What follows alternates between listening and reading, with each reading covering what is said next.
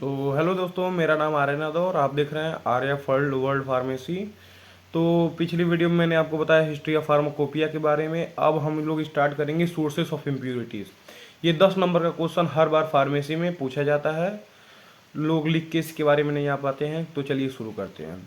देखिए, इम्प्यूरिटीज़ होता क्या है, पहले ये जान लीजिए। देखिए, any unwanted material which are found in the pharmaceutical product is called an impurity. ये इम्प्यूरिटीज़ का मेन डिफरेंस है। कोई भी अनवांटेड मटेरियल, जैसे कुछ भी, जैसे आप कुछ भी बना रहे हैं उसमें मतलब जान पहचान का कुछ भी नहीं है, वो जाकर उसमें पड़ जा रहा है, तो उसी को हम लोग इम्प्यूरिटीज़ कहते हैं। तो इसका मेन डिफिनेशन है any unwanted material which is found in the pharmaceutical product. जैसे हम लोग दवाई बना रहे हैं, उसमें कोई भी अनवांटेड मटेरियल हम लोग पा रहे हैं, उसी को इम्प्यूरिटीज़ कहेंगे। इम्प्योरिटीज़ दो टाइप की भी हो सकते हैं, या तो टॉक्सिक भी हो सकता है जो तुम आपकी बॉडी को ख़राब भी कर सकता है। एक नॉन टॉक्सिक भी होता है जो आपकी बॉडी पे तो हार्म नहीं करेगा लेकिन उसमें प्रेजेंट रहता है, उसी को इम्प्योरिटीज़ कहते हैं। अब देखते हैं सोर्सेस ऑफ इम्प्योरिटीज़।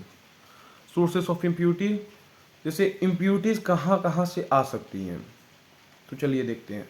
जो हम लोग raw material use in manufacturing process, जो हम लोग दवा बनाने के लिए रॉ मटेरियल ले रहे हैं, जैसे हम लोग पेड़ की जड़ लेते हैं, पत्ते लेते हैं या कुछ भी लेते हैं, तो उससे वहाँ से भी रॉ मटेरियल में अगर हम लोग लेके आ रहे हैं मैन्युफैक्चरिंग प्रोसेस में, उसमें इम्प्यूरिटीज आ सकती है। ठीक है, तो रॉ मटेरियल लिए उसमें आती है। Reagent use in manufacturing process, जैसे जो हम लोग केमिकल यूज कर रहे हैं, तो उसमें मान लीजिए वो कोई केमिकल हम लोग यूज किए, उसमें भी इम्प्यूरिटीज प्रेजेंट हो सकती है। Intermediate product in manufacturing process, अगर अगर दवाई बन रही है मशीनों द्वारा, उसके बीच में कुछ भी पड़ जाता है बनने के थ्रू, उसको कहते हैं इंटरमीडिएट। बीच में अगर प्रोडक्ट के मैन्युफैक्चरिंग प्रोसेस के बीच में अगर कोई इम्प्यूरिटीज आ रही है, तो उसको intermediate product manufacturing process. Action of solvent and reagent or और कंटेनर। देखिए, या तो सॉल्वेंट का एक्शन जो है रिएजेंट या कंटेनर से रिएक्ट कर जाए। देखिए, मान लीजिए एक रिएजेंट है, केमिकल है, अगर वो लोहे से मान लीजिए रिएक्ट करता है, और मशीन्स क्या होती है ज़्यादातर लोहे के और पीतल की रहती हैं, तो अगर उससे अगर सॉल्वेंट रिएक्ट कर जा रहा है तो उससे इम्प्यूरिटीज क्रिएट हो सकती है। या defect in manufacturing process, manufacturing process में ही कोई डिफेक्ट हो, या एटमॉस्फेरिक कंटामिनेशन हो जाए, एटमॉस्फेयर से नेचर से कुछ उड़ के पड़ जाए, धूल मिट्टी डस्ट, उसको कहते हैं एटमॉस्फेरिक कंटामिनेशन। लास्ट है एडल्टरेशन। एडल्टरेशन मतलब होता है मिलावट, अपने लाभ के लिए कुछ भी हम लोग उसमें मिलाते हैं, उसको एडल्टरेशन कहते हैं। सोर्सेस ऑफ इम्प्यूरिटीज, देखिए अगर पूछ दिया इम्प्यूरिटीज तो आप लिखिएगा पहले any unwanted material which are found in pharmaceutical product is called impurities. Impurities बता दीजिएगा। सोर्सेस ऑफ इम्प्यूरिटीज पहले लिखिएगा हेडिंग डाल के लिखने से नंबर ज़्यादा मिलता है। सोर्सेस ऑफ इम्प्यूरिटीज 7 टाइप के होते हैं, पहले 7 टाइप लिखिएगा।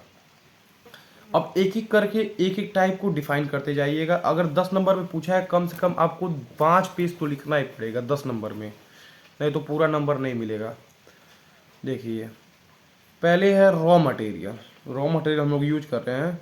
Those are the substance which are use to manufacturing process of final product. ये वही लिखा है। रॉ मटेरियल होता क्या है? रॉ मटेरियल वही होता है जो हम लोग यूज करते हैं मैन्युफैक्चर करने के लिए फाइनल प्रोडक्ट। जैसे दवा बनाते हैं तो उसके लिए जो जो हमको चाहिए शुरू में ही, तो जैसे समोसा बनाते हैं उसके लिए हम लोग को मैदा चाहिए, आलू चाहिए, वही होता है रॉ मटेरियल, कच्चा पदार्थ। उसी से हम लोग फाइनल प्रोडक्ट का डेवलपमेंट करते हैं, ड्रग्स का डेवलपमेंट करते हैं। तो substance which are use in manufacturing process is known as raw material. देखिए, if raw material are impure then final product are also भी इम्प्योर। ये लिखिएगा इसमें, अगर रॉ मटेरियल ही इम्प्योर रहेगा तो फाइनल प्रोडक्ट वैसे ही इम्प्योर रहेगा। ये आपको समझ में आया? और ये एग्जाम्पल है, जैसे जिंक सल्फेट है ZnSO4, जो प्रिपेयर करने पे जिंक ऑक्साइड और सल्फ्यूरिक एसिड बनता है। Zinc oxide and zinc contain arsenic aluminium. जो जिंक ऑक्साइड में जिंक होता है वो कंटेन करता है क्या क्या? एल्यूमिनियम, कॉपर, आयरन, मैंगनीज, निकल। ये जो जिंक कंटेन करता है ये सब तो इम्प्यूरिटीज ही है ना, as impurities and their product. इसके लिए तो इम्प्यूरिटी नहीं है, लेकिन जो रॉ मटेरियल हम दवा बना रहे हैं उसमें अगर ये इम्प्यूरिटीज प्रेजेंट हो जाएगा, ये एल्यूमिनियम, कॉपर, ये सब इम्प्यूरिटीज का ही काम करेगा। तो पहला हो गया रॉ मटेरियल। अगर दूसरे पे चलते हैं, reagent used in manufacturing process, जो हम लोग रिएजेंट जैसे chemical reagent are used in preparation of pharmaceutical product, chemical reagent हम लोग यूज करते हैं कोई भी फार्मास्यूटिकल प्रोडक्ट बनाने के लिए, तो वो should be free from impure. अगर ये फ्री फ्रॉम इम्प्योर है तो ठीक है, इफ अगर नहीं है, if impurities are present in them, ठीक है, this impurities are pass to the final product. जब रिएजेंट में ही इम्प्योरिटीज प्रेजेंट रहेगी तो उसको तो रॉ मटेरियल हम लोग ऐड करेंगे फाइनल प्रोडक्ट या ड्रग बनाने के लिए। जब इसको ऐड कर देंगे वो पास हो जाएगा आपके फाइनल प्रोडक्ट में ड्यू टू मैन्युफैक्चरिंग प्रोसेस। तो इसमें क्या होगा, ये मैन्युफैक्चरिंग प्रोसेस में पास हो जाएगा। एग्जाम्पल देख लीजिए, जैसे अमोनेटेड मरकरी है सिंथेसाइज बाय मरकरी क्लोराइड, जो बनता है अमोनेटेड मरकरी है जो बनता है मरकरी क्लोराइड से विथ अमोनिया सॉल्यूशन से। In the hot precipitate of ammoniate mercury is not wash properly. अगर हम लोग अमोनिएटेड मरकरी को प्रॉपरली वॉश नहीं करते हैं तो अमोनिया हाइड्रोक्साइड में भी प्रेजेंट इन द इम्प्योरिटी, तो उसमें अमोनिया हाइड्रोक्साइड प्रेजेंट हो सकता है इम्प्योरिटीज के तौर पे। यही इम्प्योरिटीज का काम क्या करेगा, अमोनियम हाइड्रोक्साइड करेगा। Intermediate product use in manufacturing process, intermediate some time intermediate product में बी अटैच या added to the final product. अगर बनते समय ही मशीन में ही बीच में कुछ पड़ जाता है उसको कहते हैं इंटरमीडिएट प्रोडक्ट। जैसे पोटेशियम आयोडाइड है, सिंथेसाइज होता है तुम्हारा पोटेशियम हाइड्रोक्साइड से with iodine with resulting evaporated to dryness and reduce the heated with charcoal to form potassium iodide and carbon monoxide। तो इंटरमीडिएट में मान लीजिए कोई रिएक्शन हो रहा है, मतलब दवाइयां मिल रही हैं, उसमें वो मिलने के बाद भी कोई इम्प्योरिटी जनरेट हो सकती है, उसको इंटरमीडिएट कहते हैं। चलिए चलते हैं last, defect in manufacturing process. अगर if the process of manufacturing of pharmaceutical product, अगर हम लोग मैन्युफैक्चर कर रहे हैं फार्मास्यूटिकल प्रोडक्ट, अगर इम्प्रॉपर होगा या डिफेक्ट होगा तो final product is also be consider to be impure following defects and impures in the product. ये क्यों हो सकता है, डिफेक्ट कैसे हो सकता है, या तो कंप्लीटली रिएक्शन नहीं हुआ और दवाई जो हम लोग मिला रहे हैं उसमें केमिकल और रॉ मटेरियल वो उतनी रिएक्शन उसमें ऑकर ना किया हो, रिएक्शन ही ना हुआ हो, या तो रिएक्शन ही हो इन प्रॉपर मिक्सिंग हुआ हो, मतलब पूरी तरीके से उसको मिलाया ना गया हो, तो इसी को कहते हैं डिफेक्ट इन मैन्युफैक्चरिंग प्रोसेस। मान लीजिए रॉ मटेरियल केमिकल और एडिटिव्स यूज कर रहे हैं हम लोग एक दवा बनाने के लिए, तो तीनों को जब एक में मिक्स करते हैं, मान लीजिए प्रॉपरली मिक्स नहीं होगा तो वो इनकम्प्लीट रिएक्शन होगा, और अगर मिल ही नहीं रहा है वो तीनों एक में तो इम्प्रॉपर मिक्सिंग हो जाएगा, तो ये डिफेक्ट इन मैन्युफैक्चरिंग प्रोसेस का कारण बन सकता है।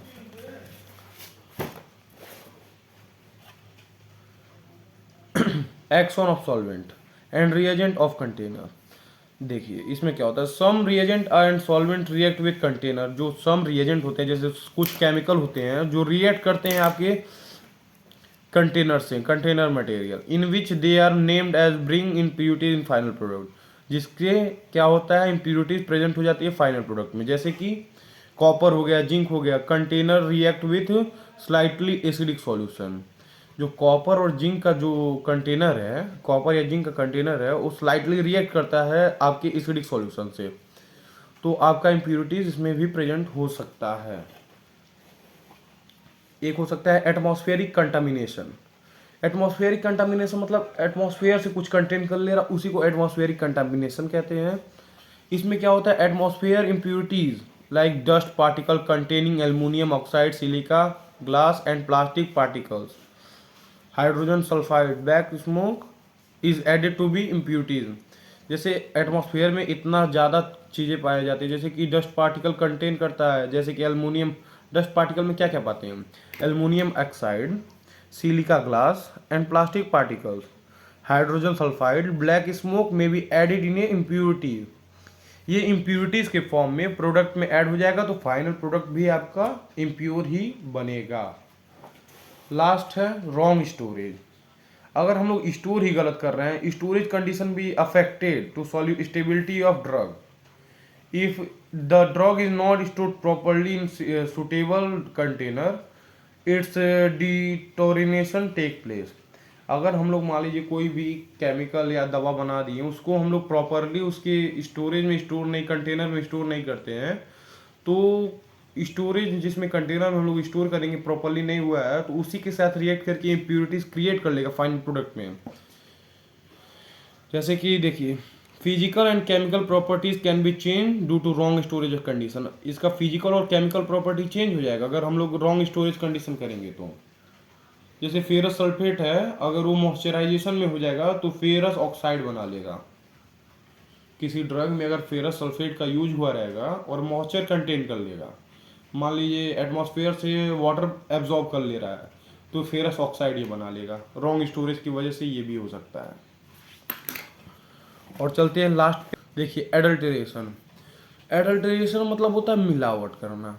अगर हम लोग अपने प्रॉफिट के लिए कुछ मिला रहे हैं फाइनल प्रोडक्ट में, तो वो भी एक टाइप का इम्प्योरिटीज ही मिला रहे हैं।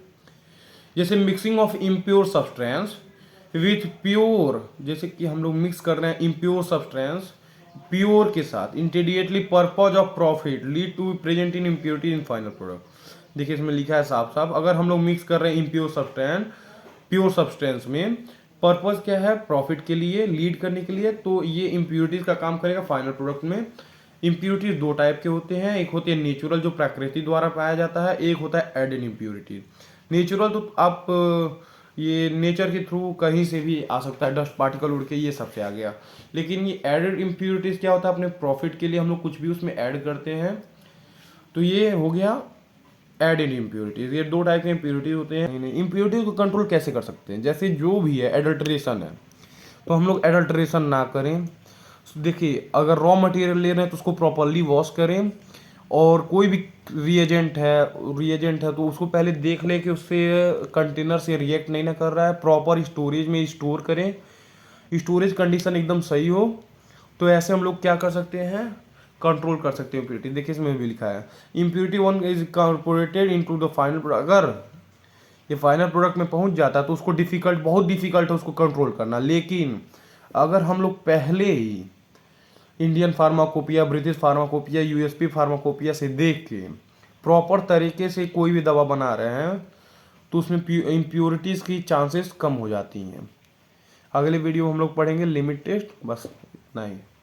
अगर आपको इसका पीडीएफ चाहिए तो मैं इसका लिंक डिस्क्रिप्शन में डाल दूंगा। अगर आप हिस्ट्री ऑफ फार्माकोपिया नहीं पढ़े हैं तो उसका भी लिंक मैंने डिस्क्रिप्शन में डाल दिया है, जाके वहाँ से देख लीजिए और उसको भी पढ़ लीजिए। ये 10 नंबर का क्वेश्चन है, बहुत आसानी से आप लिख लेंगे और बहुत आसानी से याद हो जाएगा, तो इसलिए इसको पढ़ें, पूरा पढ़ें। Thank you.